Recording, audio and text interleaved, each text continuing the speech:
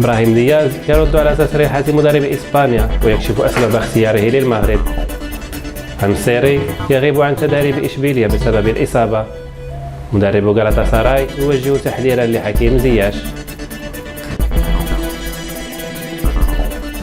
رد إبراهيم دياز نجم ريال مدريد الإسباني على تصريحات دي لا فوينتي مدرب المنتخب الإسباني، وذلك بعدما اختار تمثيل المنتخب الوطني المغربي.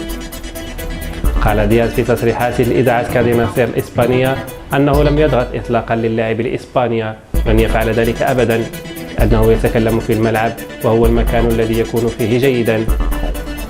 أضاف أنه إذا كان دي لا فوينتي يشير إليه إنه لا يشعر أنه معني، أنه لم يضغط ولم يطلب أي شيء في أي وقت، حيث أكد أنه ليس من هذا النوع من الأشخاص.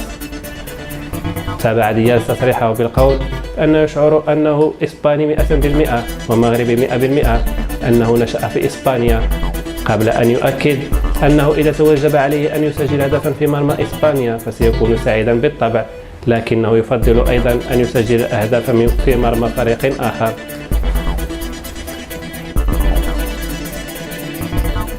غاب الدولي المغربي يوسف نصيري مهاجم إشبيلية الإسباني عن تدريب فريقه بداعي الإصابة.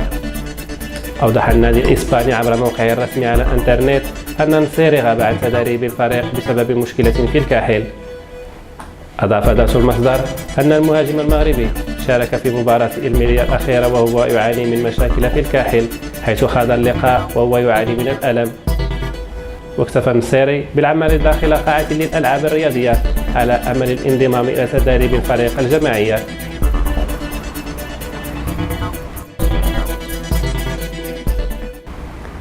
اجتمع مدرب غالاتاساراي التركي بوروك بحكيم زياش، وذلك فور علمه بالدعوة التي تلقاها من الناخب الوطني المغربي وليد الركراكي للمشاركة في التجمع التدريبي القادم لأسود الأطلس استعدادا لوديتي أنغولا وموريتانيا.